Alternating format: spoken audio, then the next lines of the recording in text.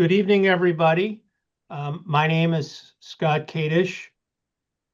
I am part of the Jewish Climate Action Network of Massachusetts, and tonight's presentation and discussion with Rabbi Nina Cardin on her book To Forever Inhabit This Earth, An Ethic of Enoughness, is being co-sponsored by Jewish Climate Action Network of Mass and the FJMC International.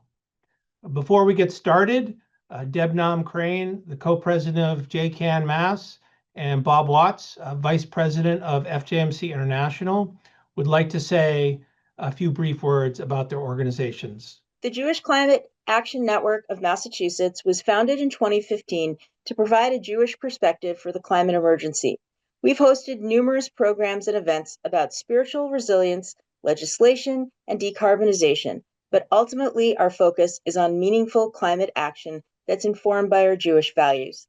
That's part of why we're so grateful to Rabbi Cardin for joining us and FJMC tonight to talk about her wonderful and well-written new book, which helps contextualize our values at this critical time to meet this existential challenge.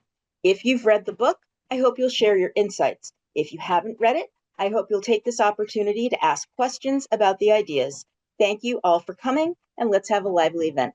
I'm Bob Watts. I'm vice president of FJMC International, until recently known as the Federation of Jewish Men's Clubs, but we have a new identity now. FJMC International is the men's organization of the Missouri conservative movement, with about 200 clubs and about 13,000 members worldwide. And we're an inclusive and volunteer-led organization, and we are developing programs rooted in Jewish values and brotherhood to benefit all our communities. I'd note that our international president, Bruce Tomar, is here with us tonight as well.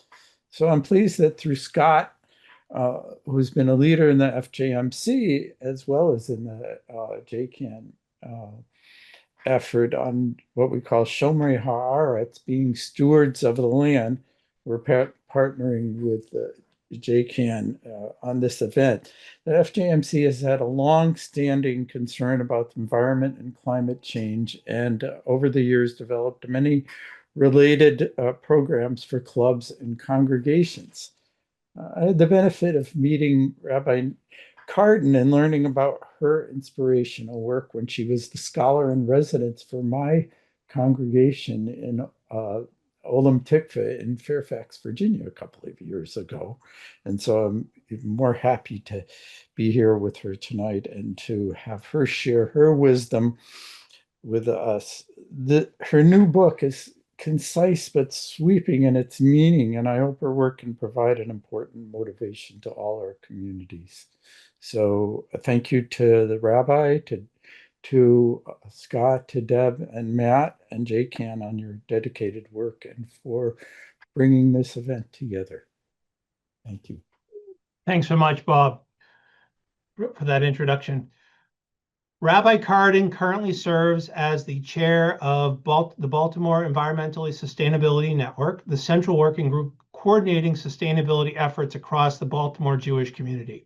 She also chairs the Sustainability Subcommittee of the Social Justice Commission of the Masorti Movement, helping shape policy and action towards a more just and sustainable world for the conservative Jewish movement. Beyond her leadership in the Jewish community, Rabbi Cardin is deeply engaged in protecting the natural world around us. She is chair of Waterkeepers Chesapeake, a coalition of organizations dedicated to safeguarding the health of our local waterways. And she serves as president of the Baltimore Board of Rabbis, guiding her colleagues in both faith and community engagement. She is also author of To Forever Inhabit the Earth, Toward an Ethic of Enoughness, a deeply thoughtful work exploring how Jewish wisdom and spiritual practice can help us redefine what it means to live sustainably, with gratitude and restraint in our shared home. She lives in Baltimore, where she is trying to grow a small orchard in her yard. Now I'll turn it over to Rabbi Nina Cardin. Thank you. Thank you for that lovely introduction. Thank you for the invitation to be here. And yes, I have some slides, so I'm going to spend, I hope, not more than 15 or 20 minutes just grounding everybody in some of the elements that I put in the book.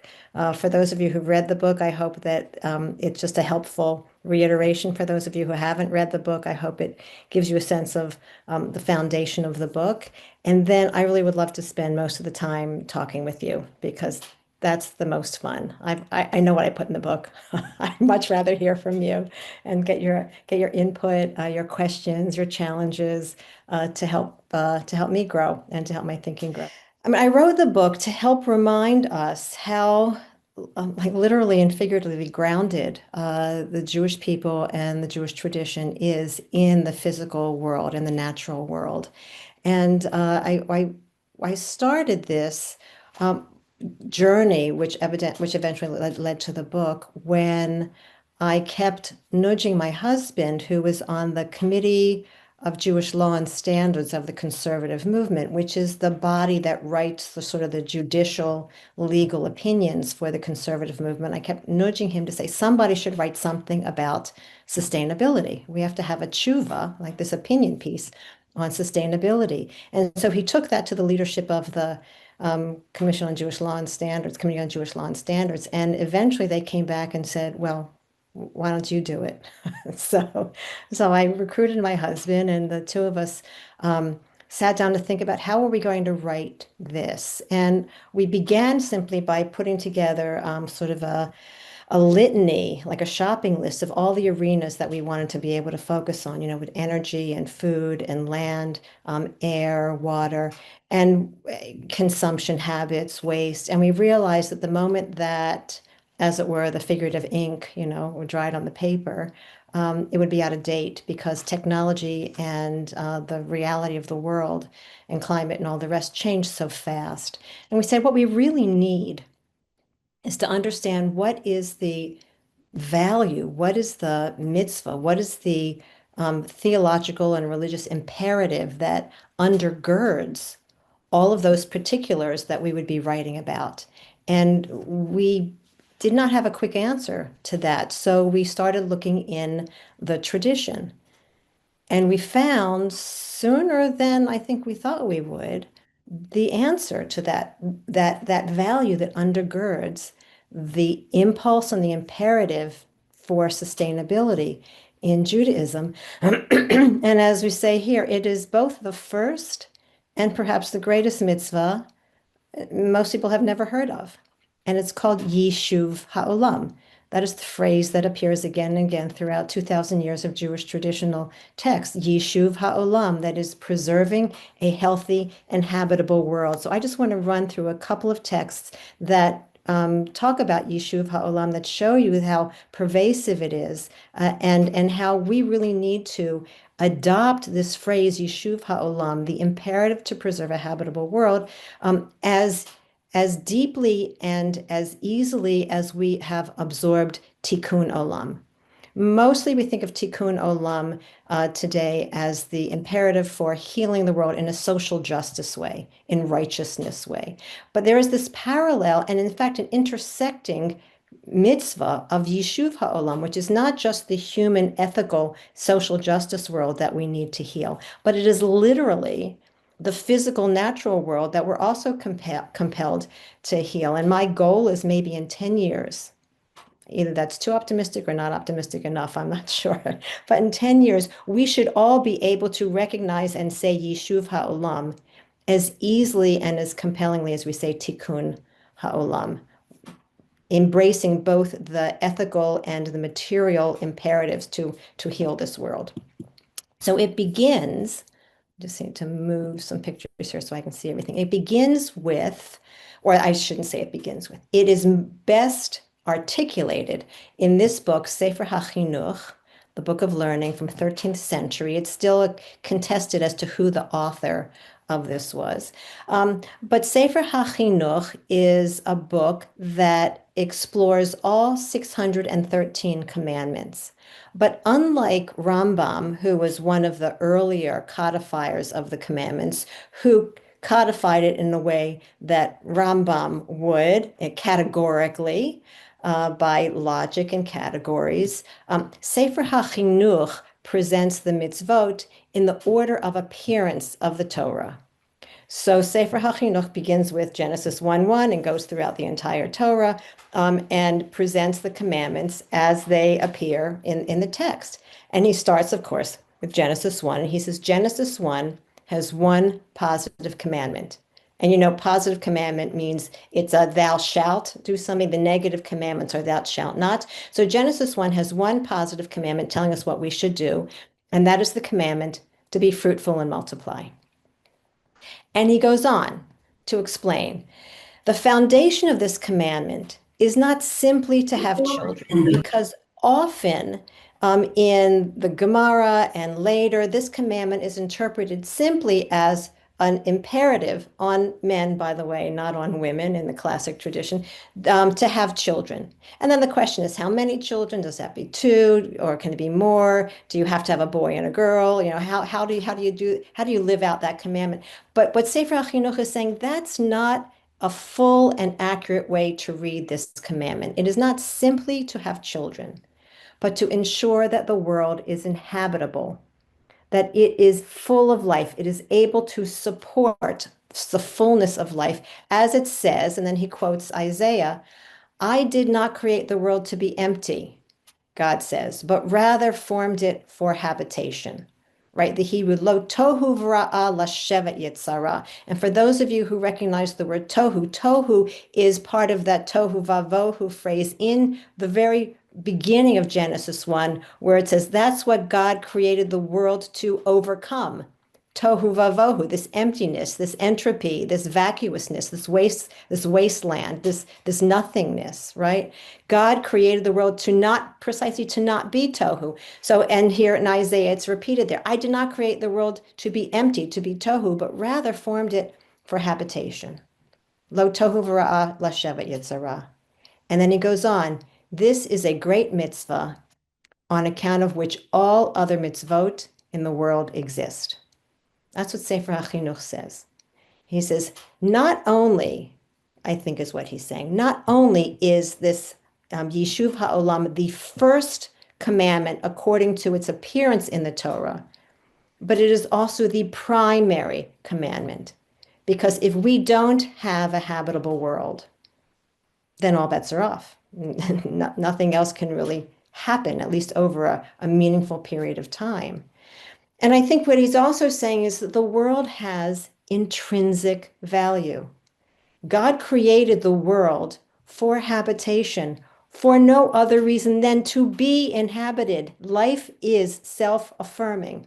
Life is self-justifying. God wants a habitable world.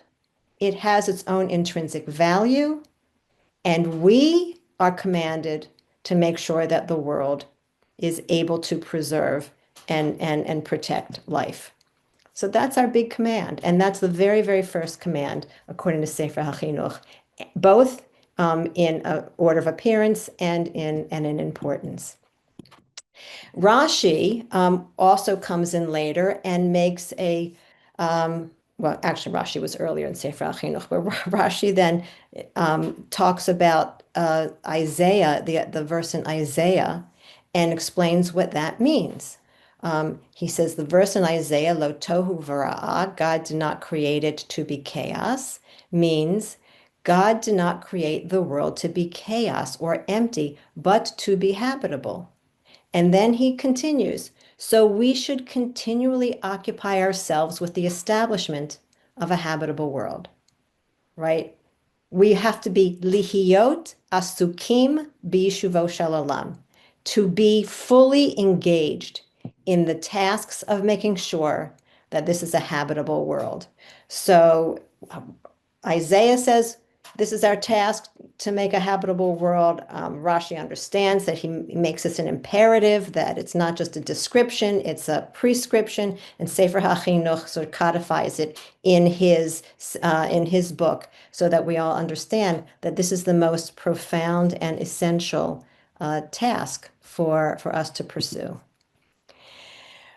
Skipping ahead, 3 centuries from Sefer HaChinuch, we now have the Lavush, who wrote an expansive, several-volume books on the ways that we should live out a sacred life. And he says, there is no greater act of righteousness than this, to repair and maintain the habitability of the world. And you can see here, he is one of several of our traditional, commentators who blend tikkun v'yishuv ha'olam, that we have to repair and maintain the habitability of the world. And I think the way he means it here is that, one, where there is harm, whether we have discredited and harmed the earth, or whether there is a natural harm that happens, we are there to both repair it, but also then just to maintain it, to preserve it, to protect it, so that it is upon us to make sure that the world that we're living in, that God gave to us, is a habitable place. In the 20th century, bringing it up to more contemporary time, Menashe Klein, who also wrote several volumes on halachot and mitzvot, says that everything is intended for the establishment of the world and its continuity. Hakol bishvil yishuv ha'olam v'kiyumo. For the Holy One, in his great and loving kindness, wanted the world to be established and continue in existence. As it says, be fruitful and multiply, fulfill the earth and subdue it. He did not create it to be chaos. He fashioned it to be habitable. Again, the verse from Isaiah keeps coming up again and again and again. So we have, through 8-9 centuries in rabbinic commentary, and then also some grounding in the Gemara, this idea that the most fundamental mitzvah that we have is to make sure that we preserve the habitable world. There is a contemporary, a 20th century Jewish philosopher, Hans Jonas. I don't know how many of you have heard of him, but he's unfortunately not as well known as he should be. He has an amazing biography, which you should all look it up. And he has several books. The book that I refer to the most is The Imperative of Responsibility. He lived through World War II. He became very concerned about the mismanagement and abuse of technology. So he wrote this whole book on the imperative of responsibility that we have to manage technology, to make sure that it doesn't get out in front of us and continue to do horrific things as it did in World War II. And there's this one line in there that I think sums up his basic philosophy, and also was a great formulation, an English formulation for Yishuv Ha'olam. And that is, act so that the effects of our actions are compatible with the permanence of life. So that as we make decisions throughout our lives, our personal decisions for our family, for our businesses, for our synagogues, for our institutions, for organizations that we might run, as we make those decisions, we should always have in the back of our mind, and often right there in front of us, as a question that we ask all of our decision makers as we're gathered around a table, is what we are doing now compatible with the permanence of life, with the protection of the permanence of life? There will always be some sort of destruction. We can't build a society. We can't make clothing, houses, and technology without altering nature and disturbing nature. But the question is that disturbance so powerful that it will, for all intents and purposes in the lifetime of humans, permanently destroy the capacity for additional life, for the permanence of life? Or is what we do able to be called regenerative and have a destruction that is able to be then renewed and to reinforce the next round of life? So that is essentially the challenge of Yishuv Ha'olam, written in English, right? Act so that the effects of our actions are compatible with the permanence of life. So let me just run through this, which is really unfair because it's an awful lot here, but I really do want to just take not more than 5 more minutes to do this presentation so I can turn it over to you for questions and challenges. So if we have this imperative for Yishuv Ha'olam, the question is, how do we implement that? What does that mean? And one of the things that I I looked at when I looked at Genesis 1 and Genesis 2, or Genesis 1 and then of course Genesis 2, 3, is that yes, there are two creation stories. We know that, and most of us are familiar with the fact that there are two creation stories. Genesis 1, the earth is made in 6 days and God rested on the seventh. Genesis 2, 3 is the Garden of Eden. These are not compatible stories, although our tradition, our rabbis like to try to figure out how to make them compatible. But I think their distinction, it was very telling for us thinking about how to live a life of Yishuv HaOlam.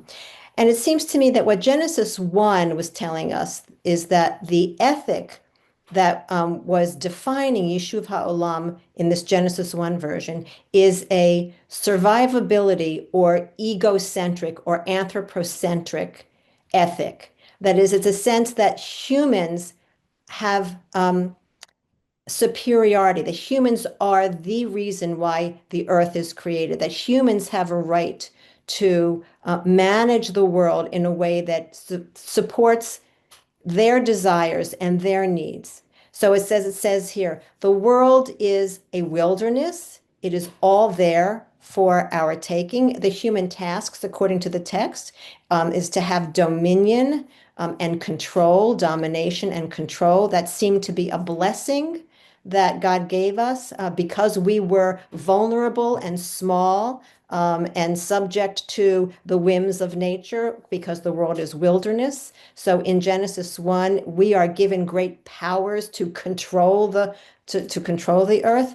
The earth was there to serve humanity. All the world was put out before us like a big smorgasbord before the humans were created on the sixth day. We are made in the image of God, in case we wonder what sort of capacity we have. Whoops, let me go back there.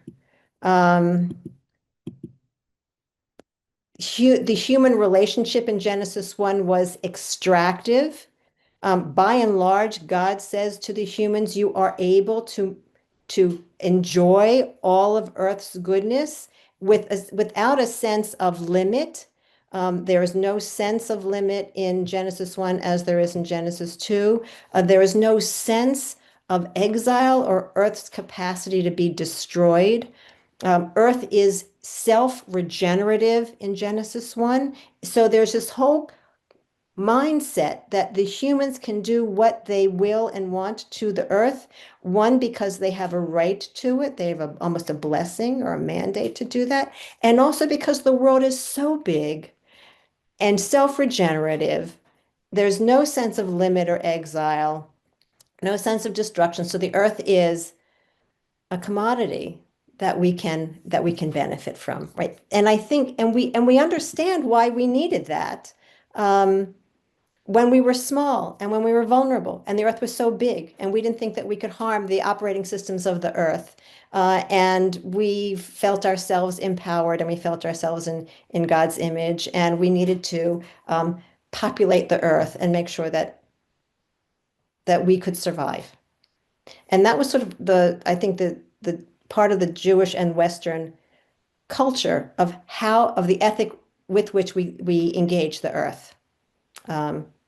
That we were sovereign, that it was making sure that we could survive, that humanity could survive, and the earth was a commodity, and we could approach it as an extractive relationship. But we know that that's not what we can do anymore.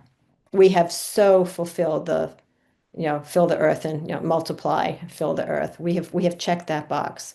We have so affected the earth that if we are a geophysical force, as E.O. Wilson said, we actually affect the Earth's operating systems. And so we can no longer imagine ourselves in this egocentric, anthropocentric survivability mode.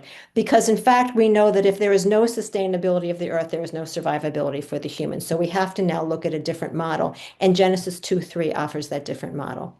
The world is a garden. The world is affected by, in some sense, sort of managed by, humans now, as a garden is. And our task is to work and protect this garden, to work and protect the earth. We have a right to work it, but we must protect it. And one of my dear friends, Dr. Jeremy Benstein, and I were talking about this once, and he asked this really great question, which I had never thought about. which is, okay, well, the humans are told in Genesis 2, La'avda u'lashamra, they were put into the garden to work it and protect it. And then Jeremy says, protect it from what? Protect it from whom? And the only answer that we can come up with at that time is to protect it from themselves, from humans. There's nobody else who was going to be harming the earth. So in fact, we understood from the very, very beginning that there were boundaries, that we could in fact negatively affect the earth, and negatively impact the earth. And even as we work the earth and enjoy its benefits and its goodness, we have to do it in a way that protects it. Because if we don't protect the earth will not protect us. So there is a human-earth partnership instead of the earth just serving humanity. In Genesis 2, the earth is not put out there as a smorgasbord, and then the humans come. In fact, the earth needs inputs, right? Because it says, and in the second Genesis story, right, that there was earth, but it was dry. There were no plants because there was no water, and there were no humans to work it. So the earth requires inputs. And once we're so powerful that we can affect the earth, we are part of the inputs, supposedly the good inputs, right? That will help the earth reach its verdancy and its full productivity, which is why I like this word that I have coined. If it catches on, that's great, which is that we are not just there to protect the earth as guards or to work the earth as gardeners, but that we are both, right? We are the gardener, the one who must work and protect the earth at once. Our relationship to the earth is generative. The earth is not self-renewing. It's not self-regenerative anymore because we have affected it in so many ways. Our relationship to the earth has to be generative, not extractive. We understand that consumption is limited. There are boundaries to the Garden of Eden. There are boundaries to what we can eat in the Garden of Eden. We understand that if we violate that, there is a concept of exile and destruction, and we realize that nature is a community and not simply a commodity, which means that Genesis 2:3 gives us this ethic, this vision of our relationship to the earth as being ecocentric and not egocentric. And so I think what Yishuv HaOlam is telling us is not to be the Yishuv HaOlam of Genesis 1 model, but be the Yishuv HaOlam of the Genesis 2 model with all of these varieties. And one last slide. It seems to me that our task, which I sort of began in one of the later chapters in my book, is for us to create and populate this new category of mitzvot, which is Bein Adam La'olam, or some people might be calling it Bein Adam La'adama. We have two categories of mitzvot, right, in Judaism. One is the mitzvot Bein Adam La'makom, between the human and God, and Bein Adam L'Chaveiro, and between human and human. And those are the two categories that we have now. But in this contemporary age, it seems we need a third category, which is the mitzvot between the human and nature, between the human and earth. And I think if we understood that there's a whole new construction, a new category of mitzvot, and we begin to populate it with the things that we should do and that we shouldn't do, it will help guide our work, our sacred work, as I say, on a personal level, a familial level, congregational level, institutional level, business level, public policy level, ideally, to guide the work. Because I know that a lot of you at JCAN do legislative advocacy as well. If we imagine that there's this other category of mitzvot between us and nature, that we can construct a guidance for how we best live into this imperative of sustainability. So let me stop there and see what you have to think. Thank you, Rabbi Cardin. I'd like to start the ball just with a question, because I think that is a beautiful slide, the survivability Genesis 1 versus sustainability. How do you think in the capitalist society that we live in, that feels so much more like a survival, oftentimes, mentality, that that we can in 2025 bend towards this ethic of sustainability? Do you have any suggestions? Well, if we have any economists on the call, I'd love to have them weigh in. Um, I mean, the last chapter of the book speaks about it from a very personal perspective, an individual perspective, which is to say, it's about us and our appetite. That is the problem of the lack of sustainability is human consumption and what humans do to create things in our passion for consumption. And the question is, how much do we need? And if we could contain and limit our consumption to what we need, it would be good for any number of reasons. One, if anybody looks into the literature of clutter and having too much stuff, that is an emotionally and psychologically oppressive condition to be in. We're often managed by our stuff instead of we managing our stuff, and it creates waste and it creates excess, and it's not good. And yet I will always get a pushback when I say things like that, because people will say, well, then you will crash the economy, right? And then where will we be? And there are people smarter than I, which is, as I say, if there's an economist on the call, I'd love to hear your take. That there's got to be a way that we can build a healthy economy without destroying our souls, pursuing stuff that we don't need, working hours that we don't want to work, traveling distances and commuting in distances that we don't want to travel, and still live a life that provides for a healthy economy. Kate Raworth, Raworth, is an economist who speaks about how we are over-consuming in the sense that we are destroying ourselves and the world around us, and that how we can craft sort of this, she has this donut idea. As I say, economists will be able to reflect on it better than I, but how we'll be able to actually create an economy that is sustainable and provides us with all that we need, and does it in a way that we can justly distribute all the resources. So if I had the answer, then we'd be a whole lot further along on this road.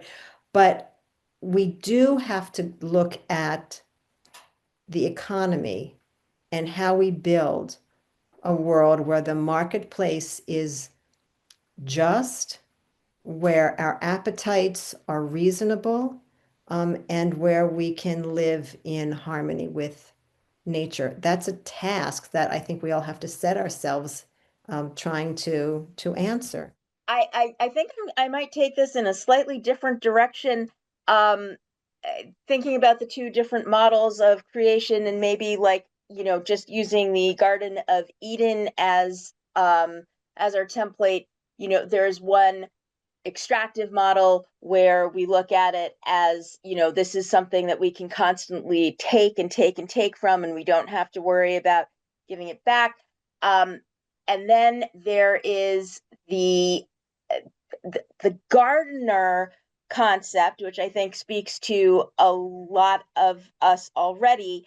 But what I wouldn't say I worry about so much, but one way I think in which it can sometimes be taken is the walled garden, the overly manicured walled garden, where something is, I think you know where I'm going, and also, and not to spend too much time on this, but what you're saying about the impulse to hoard and to collect, how do we start guarding? How do we start being the guarding gardener that isn't also fetishizing, for lack of a better phrase? Say more about the fetishizing part that you want to talk about. So again, going back to the manicured garden, nature is it's when we have it is very difficult, as we've all been raised, in the generations that we're in, to conceive of ourselves as being a part of nature. And so the best thing that a lot of us can do is say, or maybe at least where we are right now, is to say, okay, well, we have this concept of forest, we have this concept of garden, we have this concept of natural resource, and we need to either return it to the state of purity, okay, and maybe that's a good construct to approach it from, and we don't know how to treat it without turning it into a museum. So how do we get from that, so getting away from extraction but not going over to the other side of fetishizing, and make us something that is integrated into that garden, so to speak? I think that's why, the bumper sticker of Da'ul Shamra, to work it and to preserve it, is perfect for what you're talking about, right? That's what Genesis 2, whatever it is, 8, 9, whatever verse it is. That is, we need both sides of that. We need to know that nature is there for us to use. Nature is there for us to benefit from. When I first started getting into the environmental world, the first thing that I was taught was this phrase, leave no trace. You should go into a forest and you should leave no trace. And I understand what it meant. Like, don't leave your trash there, don't mess things up. But the fact is, I've never really liked that that phrase. Because breathing leaves a trace, living leaves a trace, nothing leaves no trace. You're dead, you even leave a trace, so there's no such thing as leaving no trace. So we can't fetishize, you're absolutely right, nature. We can't put it behind glass. Nature is continually changing, renewing, falling down, building up, so we have to understand that. But so we should not be prevented from using nature. But that's the of da. But the lishamra, the preserving nature, we have to make sure that we do it. I think as Yishuv Olam way, the way that Hans Jonas said, in a way that does not detract from the permanence of life. And it's literally, if I can borrow from another tradition, it's a yin yang. We have to be able to live into the tending to the working the earth and protecting the earth. If we hold that tension and pursue our decisions that we have to make about, do we build here, do we not build here, do we create a road there, do we not create a road there, and then what kind of road do we create there? All these questions that we make for ourselves and for our institutions should hold on to that tension. And that way we won't fetishize things, but we won't deny our ability to harm them. So we will protect them, hopefully. I hope that somewhat answers your question. Rabbi, I am an economist. Good. I spent a career, though, as an international economist with the State Department. And, I look at this in kind of a global sense, too, in that, throughout history, a lot of our relations have been formed by the extractive industries, right? By the imbalance of power as some of us take and from others, and this concept of enoughness, as we get this concentration of power and control of natural resources in the world and in our country. I'm interested in how we balance this. I mean, you had the interesting concept of the asceticism, I guess, versus enjoying life, I guess I would and Yeah. how do we in the long run amongst ourselves balance those two, the enoughness when we get this concentration and this value on concentration of wealth, right? And which has a lot to do with control of natural resources. We need to build familiarity and language around a sacred economy. I say Kate Raworth has a way starts to put us in that direction. Herman Daly, who in fact was a economist here at University of Maryland, has several books about how do we build a sustainable economy where we have development without unnecessary growth. right? That we can't just keep growing things. We can't just keep growing the economy. It will eventually crash.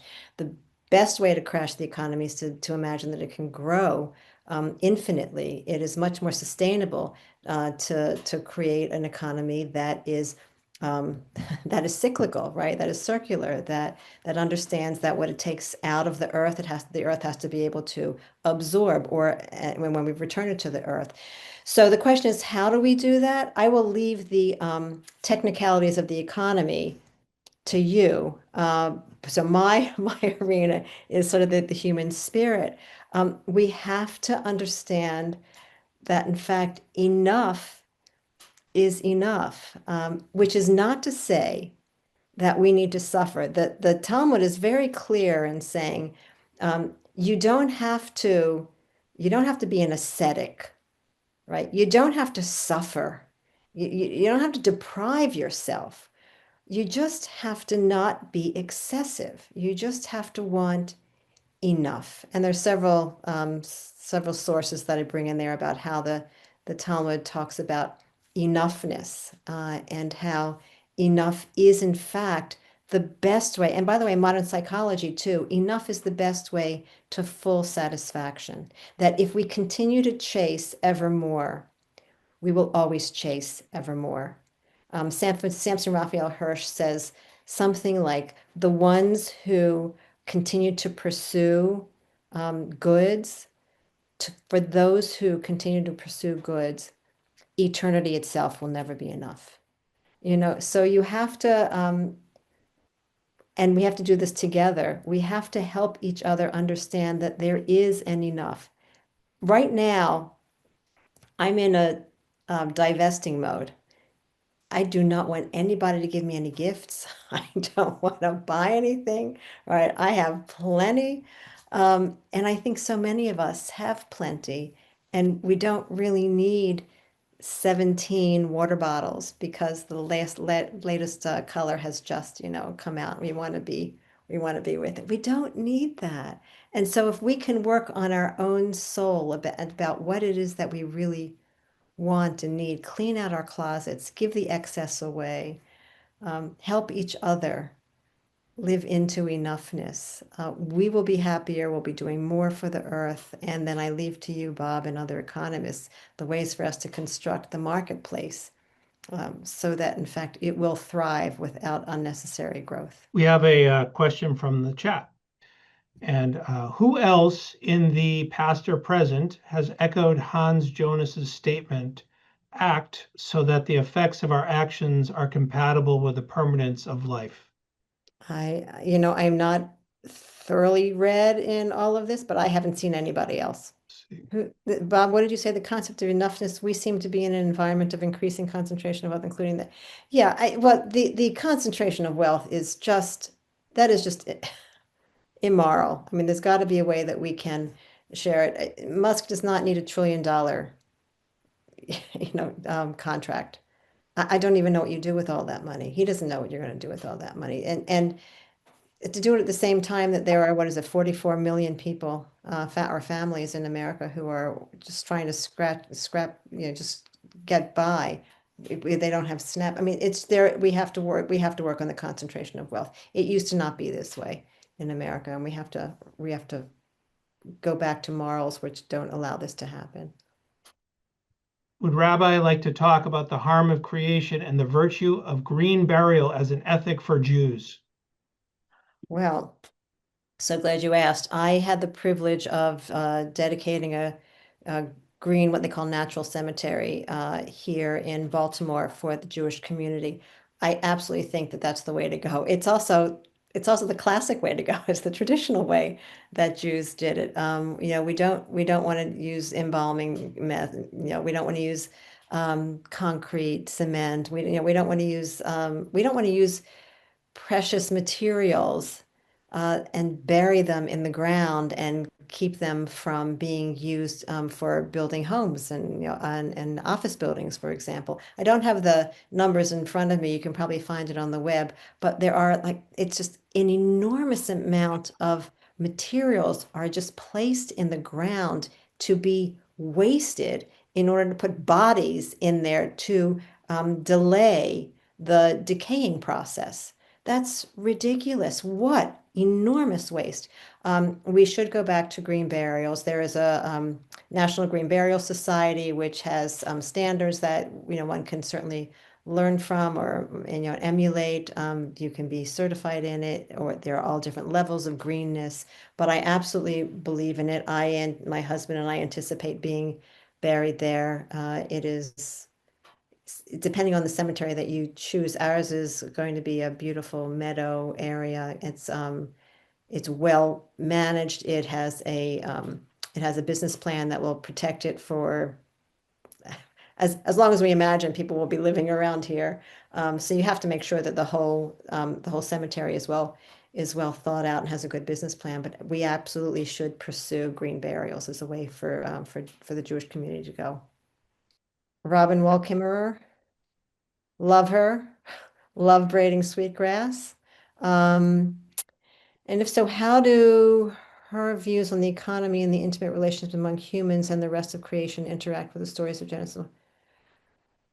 I need you to remind me what you're talking about there. And so Betsy, can you say a few words about how you see these two, or what I should be looking again at in Robin's work? Hi. Well, the serviceberry is explicitly about economics, but both books talk about the sharing economy and also the sharing economy as being rooted in the indigenous traditions of everything in creation being kin. And the way our creation stories are often read. I loved your comparison of the two stories, and resonate with that a lot. But even the second story is still often read as humans still being superior, and we're tending creation as though creation were something other than us. And as long as we still have that sense of being something other, we're special, we're in God's image, and the rest of creation isn't, which is Genesis 1. At least in Genesis 2, everybody's made out of the earth, and it's clear that we're all related, and that all the bad stuff that happens, and the male superiority and the problems with the earth, the earth having thorns and all, that's all because we goofed up.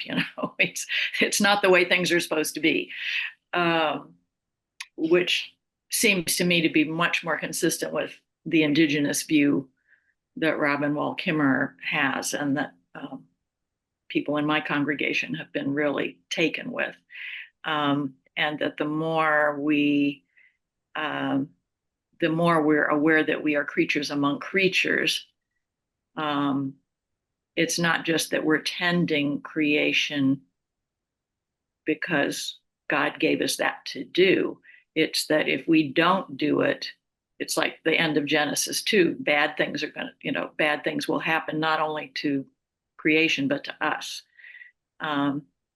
It's part of it interests me because a lot of people really are, will kind of throw out our traditions, and in favor of saying, oh, look, the indigenous people have it all right. And I'm like, well, it's right there in our tradition too. We've just kind of, we have let the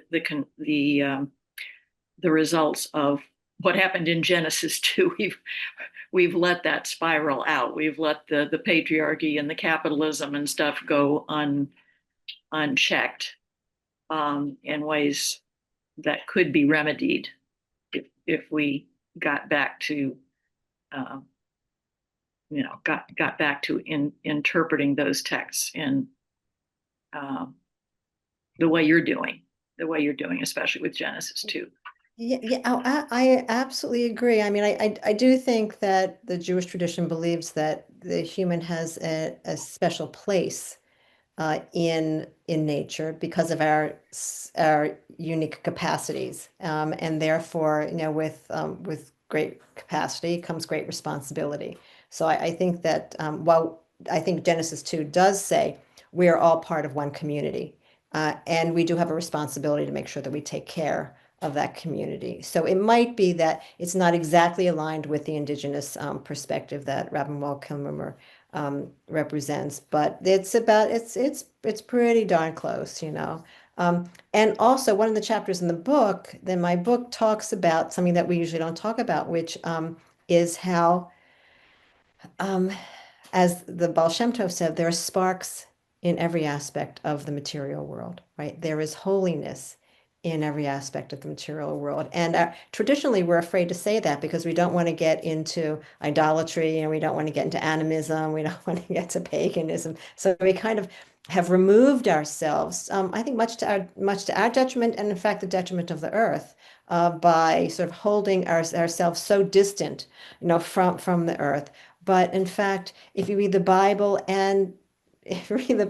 Jews always had this attraction to a sacred aura of the earth, not because necessarily they thought that the earth was a god or had special powers, but like I say in the chapter, because the earth is a conduit to understanding the sacred, right? The earth is an expression of the sacred. One of the things that I remind us is that in the Bible itself, in the Torah itself, nature is the vocabulary, the way that God and Jews communicated, right? I'm just thinking the second paragraph of the Shema, right, which a lot of people don't like because of its theology, but if you look past that, what the second paragraph of the Shema says, that God spoke to the Jewish people through nature, right, through the rains, through the verdancy of the earth, right? That's what it says. And how did we speak back to God in the Bible?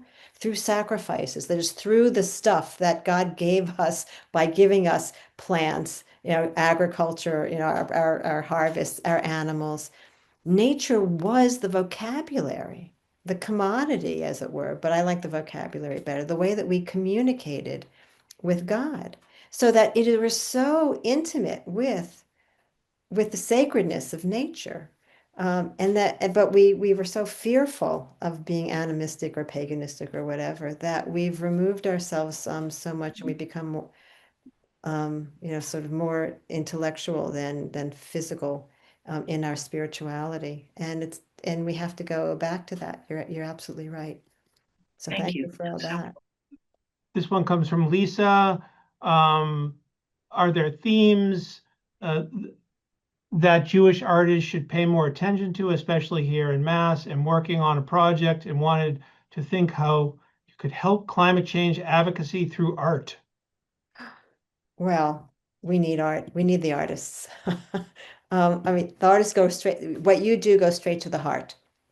And I can guarantee you that more than my speaking about Yishuv HaOlam, as written by Sefer HaChinuch in the 13th century, is going to compel people, your art will compel people. So I don't know what kind of art you do, but whatever it is, you've got a direct line to the heart, and it's the heart that's going to move people to act and promote more sustainability. So if we had more time, we could talk more, but we need you. We need the artists. Okay, well, thank you but- so much, Rabbi Cardin, for coming and giving a wonderful talk. Your book, I highly recommend it. Bob Watts wanted to say a closing remark, and then I'll say a few brief words. Thank you very much, and thank you for a very moving presentation and for a very moving book too. And I think we just scratched the surface of so many ideas that you really concisely put into your book. It was very meaningful for me, and I hope everyone will look at it. I wanted to just mention a couple of things with respect to the men's club, because we have a big event following this coming up this coming Sunday. We're having a series Sunday through Wednesday, next Wednesday, of the International annual Men's Days gathering. So it's really our keynote event of the year that I'd like to mention, that we really talk about a wide range of issues, and we involve other organizations. We're working with Women's League, we're working with other Jewish organizations and talking about a wide range of issues related to Jewish values. So that starts on Sunday. If anyone is interested, you can go to our website, fjmc.org. But I would like to thank Scott and JCAN for putting this together. And I hope that I looked at your work, and I hope that we can continue to collaborate in the future. Thank you. Thank you so much again to Rabbi Cardin for leading us tonight. Again, her book is To Forever Inhabit This Earth, an Ethic of Enoughness. If you haven't already purchased your copy of her book, you can do so by going to bookshop.org or by asking your local independent bookshop to order a copy for you. Finally, consider supporting the Jewish Climate Action Network and FJMC International, which is the Shomrei Haaretz group, by donating either your time or money. Thank you so much for attending tonight's event. We look forward to seeing you again soon. Good night, everybody, and Boker Tov.